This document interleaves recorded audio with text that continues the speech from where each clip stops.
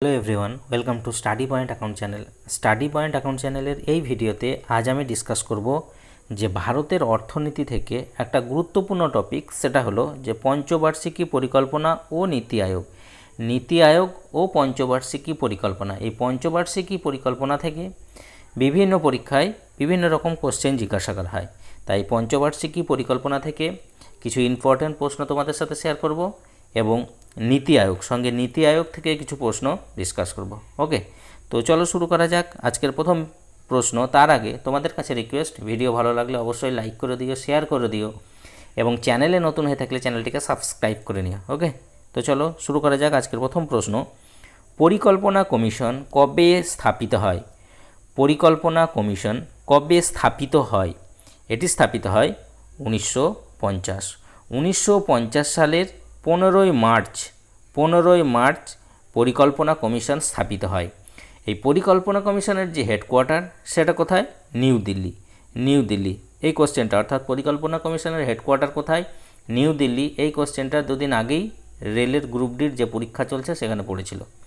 Next, পরিকল্পনা commission কখন বিলুপ্ত হয়? অর্থাৎ পরিকল্পনা কমিশনকে কখন ডিসলভ করা হয়? এটি করা হয়েছে 2014 সালে। 2014 সালের 13ই আগস্ট 2014 সালের 13ই আগস্ট এই পরিকল্পনা কমিশনকে ডিসলভ করা হয়। ওকে, নেক্সট, জাতীয় উন্নয়ন পরিষদ তৈরি হয় কত সালে? জাতীয় উন্নয়ন পরিষদ অর্থাৎ ন্যাশনাল ডেভেলপমেন্ট কাউন্সিল, এনডিসি তৈরি হয় কত সালে? জাতীয় উন্নয়ন পরিষদ স্থাপিত হয় 1952 সালে। 1952 সালের 6ই আগস্ট। ওকে, নেক্সট, ভারতে পঞ্চবার্ষিকী পরিকল্পনা চূড়ান্ত অনুমোদন কার দ্বারা দেওয়া হতো? ভারতের যে পঞ্চবার্ষিকী পরিকল্পনা তার যে চূড়ান্ত অনুমোদন সেটা কার দ্বারা দেওয়া হতো? এটি দিত জাতীয় উন্নয়ন পরিষদ অর্থাৎ ন্যাশনাল ডেভেলপমেন্ট কাউন্সিল। এই পরিকল্পনা পঞ্চবার্ষিকী পরিকল্পনার চূড়ান্ত অনুমোদন দিত। ওকে, তাহলে option D right answer. Next, পঞ্চবার্ষিকী পরিকল্পনার ধারণা কোন দেশ থেকে নেওয়া হয়েছে? পঞ্চবার্ষিকী পরিকল্পনার যে ধারণা সেটা কোন দেশ থেকে নেওয়া হয়েছে? এটি নেওয়া হয়েছে রাশিয়া থেকে। রাশিয়া থেকে নেওয়া হয়েছে পঞ্চবার্ষিকী পরিকল্পনার ধারণা এবং মৌলিক কর্তব্য, এই দুটি নেওয়া হয়েছে রাশিয়া থেকে। ওকে, নেক্সট, ভারতের পঞ্চবার্ষিকী পরিকল্পনা সংবিধানের কোন তালিকায় উল্লেখিত আছে? ভারতের যে পঞ্চবার্ষিকী পরিকল্পনা সেটা সংবিধানের কোন তালিকায় উল্লেখিত আছে? এটা হলো যুগ্ম তালিকায় উল্লেখিত আছে। ওকে, নেক্সট, ভারতের পরিকল্পনা কমিশন পরিকল্পনা কমিশন কি?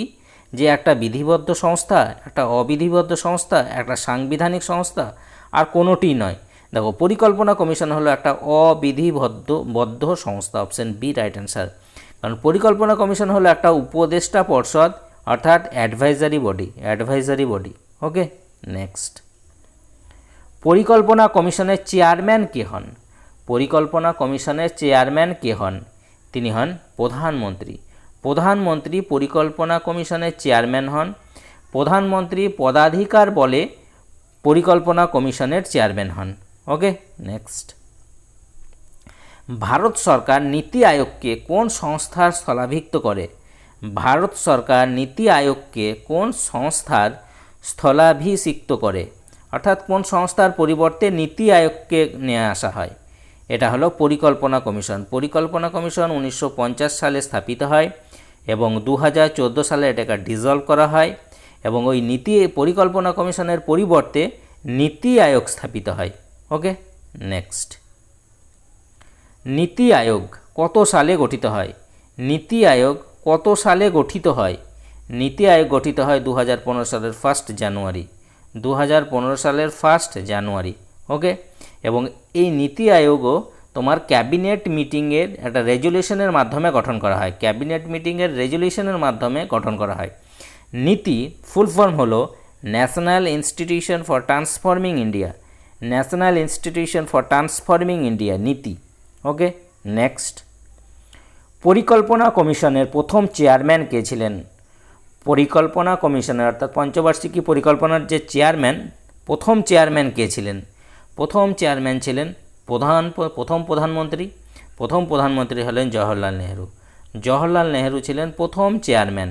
ওকে, নেক্সট, পরিকল্পনা কমিশনের প্রথম ডেপুটি চেয়ারম্যান কে ছিলেন? পরিকল্পনা কমিশনের প্রথম ডেপুটি চেয়ারম্যান কে ছিলেন? ডেপুটি চেয়ারম্যান ছিলেন গুলজারিলাল নন্দা। গুলজারিলাল নন্দা ছিলেন ডেপুটি চেয়ারম্যান। প্রথম চেয়ারম্যান ছিলেন জওহরলাল নেহেরু, আর ডেপুটি চেয়ারম্যান হলেন গুলজারিলাল নন্দা। নেক্সট, ভারতের প্রথম পঞ্চবার্ষিকী পরিকল্পনাটির মূল ভিত্তি হল?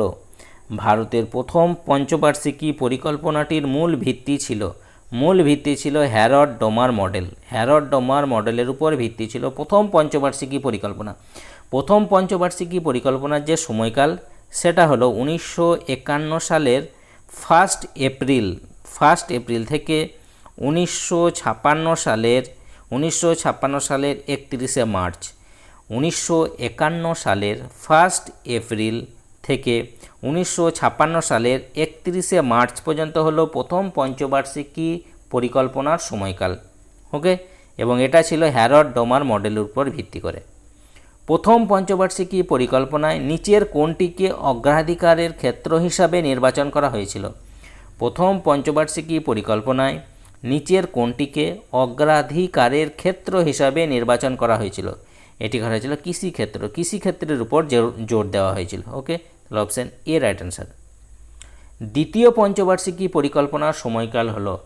দ্বিতীয় পঞ্চবার্ষিকী পরিকল্পনার সময়কাল হলো 1956 থেকে 1961।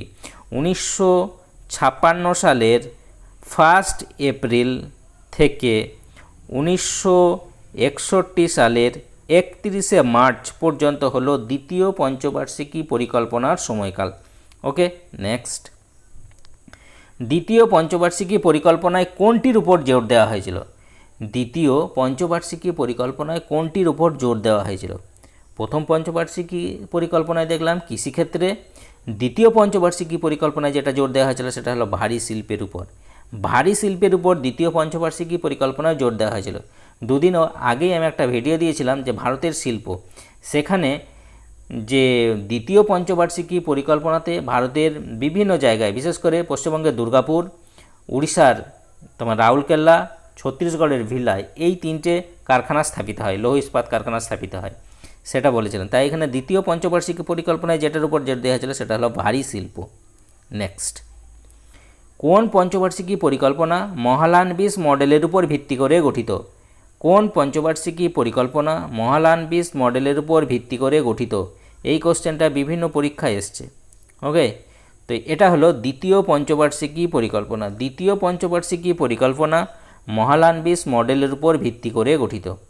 নেক্সট, কোন পঞ্চবার্ষিকী পরিকল্পনাকে গ্যাডগিল মডেলও বলা হয়? কোন পঞ্চবার্ষিকী পরিকল্পনাকে গ্যাডগিল মডেলও বলা হয়? এটা বলা হয় তৃতীয় পঞ্চবার্ষিকী পরিকল্পনা। তৃতীয় পঞ্চবার্ষিকী পরিকল্পনাকে বলা হয়।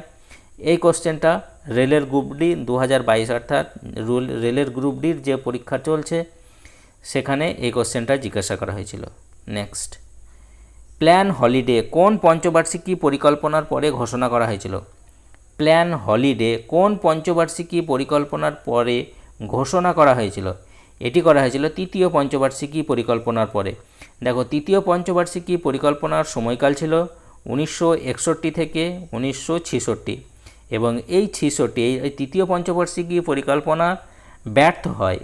সেই ব্যর্থতাকে ঢাকতে তৃতীয় পঞ্চবার্ষিকী পরিকল্পনার শেষে তোমার প্ল্যান হলিডে ঘোষণা করা হয়। ওকে, তৃতীয় পঞ্চবার্ষিকী ব্যর্থ হওয়ার তার কারণও ছিল, কারণ এই টাইমে অর্থাৎ 1961 থেকে 66-র মধ্যে ভারত ও চীনের মধ্যে যুদ্ধ হয় 1 নাম্বার, 2 নাম্বার প্রাকৃতিক বিপর্যয়, এই সমস্ত কারণগুলি ছিল যার জন্য তৃতীয় পঞ্চবার্ষিকী পরিকল্পনা ব্যর্থ হয়। নেক্সট, ভারতের প্রথম বার্ষিক পরিকল্পনা করা হয়। তৃতীয় পঞ্চবার্ষিকী পরিকল্পনার পর ভারতে বার্ষিক পরিকল্পনা চালু করা হয়। বার্ষিক পরিকল্পনা হলো 1966 থেকে 1969। প্রথম বার্ষিক পরিকল্পনা এটা শুরু হয়েছিল 1966 থেকে 1969 মধ্যে। ওকে, নেক্সট, ইন্দিরা গান্ধী 1969 থেকে 1974 সাল পর্যন্ত কোন পঞ্চবার্ষিকী পরিকল্পনা নেতৃত্ব দেন? ইন্দিরা গান্ধী 1969 থেকে 1974 সাল পর্যন্ত কোন পঞ্চবার্ষিকী পরিকল্পনার নেতৃত্ব দেন? তিনি দিয়েছিলেন চতুর্থ পঞ্চবার্ষিকী পরিকল্পনার নেতৃত্ব। চতুর্থ পঞ্চবার্ষিকী পরিকল্পনা 1969 থেকে 1969 থেকে 1974 সাল পর্যন্ত। ওকে, এই 1966 আগে কি ছিল? 1969 থেকে 1966 থেকে 1969 পর্যন্ত ছিল তোমার বার্ষিক যে পরিকল্পনা সেটা। ওকে, এবং 1969 থেকে 1974 পর্যন্ত চতুর্থ পঞ্চবার্ষিকী পরিকল্পনা, যেটা ইন্দিরা গান্ধী নেতৃত্ব দেন। নেক্সট, এটা পড়েছিল রেলের 2022-এ। 1944 সালে কে গান্ধী পরিকল্পনা রচনা করেন? 1944 সালে কে গান্ধী পরিকল্পনা রচনা করেন? এটি করেছিলেন এস.এন. আগরওয়াল। এস.এন. আগরওয়াল গান্ধী পরিকল্পনা রচনা করেন। নেক্সট, 1945 সালের জনগণের পরিকল্পনা অর্থাৎ পিপলস প্ল্যান এর রূপরেখা কে তৈরি করেন? 1945 সালের জনগণের পরিকল্পনা অর্থাৎ পিপলস প্ল্যান এর রূপরেখা কে তৈরি করেন? এটি করেছিলেন মানবেন্দ্রনাথ রায়। মানবেন্দ্রনাথ রায় এর রূপরেখা তৈরি করেন। এবং যদি বলা হয় যে সর্বোদয় পরিকল্পনা যেটা, সেটা হলো জয়প্রকাশ নারায়ণ তৈরি করেন। সর্বোদয় বানানটা দন্তস্ব বয়েরেপ ওকার দ অন্তস্থ। সর্বোদয় পরিকল্পনা 1950 সালে, যার রূপরেখা তৈরি করেন জয়প্রকাশ নারায়ণ। নেক্সট, নিম্নের কাকে ভারতীয় পঞ্চবার্ষিকী পরিকল্পনা স্থপতিকার বলা হয়? নিম্নের কাকে ভারতীয় পঞ্চবার্ষিকী পরিকল্পনা স্থপতিকার বলা হয়? এটি বলা হয় প্রশান্ত চন্দ্র মহলানবিশ। প্রশান্ত চন্দ্র মহলানবিশকে বলা হয়। নেক্সট, কোন পরিকল্পনার সময়কালে কৃষিক্ষেত্রে সবুজ বিপ্লবের প্রথম পর্যায় শুরু হয়েছিল? কোন পরিকল্পনার সময়কালে কৃষিক্ষেত্রে সবুজ বিপ্লবের প্রথম পর্যায় শুরু হয়েছিল? এটি শুরু হয়েছিল 1966 থেকে 1969 সালের যে বার্ষিক পরিকল্পনাকাল, সেখানে সেই সময় শুরু হয়েছিল সবুজ বিপ্লবের প্রথম পর্যায়। সবুজ বিপ্লবের প্রথম পর্যায় শুরু হয়েছিল 1966 থেকে 1969 সালের যে বার্ষিক পরিকল্পনাকাল, তখন শুরু হয়েছিল। ওকে, তো এই ছিল পরিকল্পনা কমিশন, অর্থাৎ পরিকল্পনা কমিশন পঞ্চবার্ষিকী পরিকল্পনা এবং নীতি আয়োগ থেকে 25টি গুরুত্বপূর্ণ প্রশ্ন, এবং পরের দিন আরও 25টি আমি এমসিকিউ ডিসকাস করব। ওকে, তো আজ এই পর্যন্তই। যদি ভিডিওটা ভালো লাগে অবশ্যই লাইক করে দিও, শেয়ার করে দিও এবং চ্যানেলে নতুন হয়ে থাকলে চ্যানেলটিকে সাবস্ক্রাইব করে দিও। ওকে, বাই।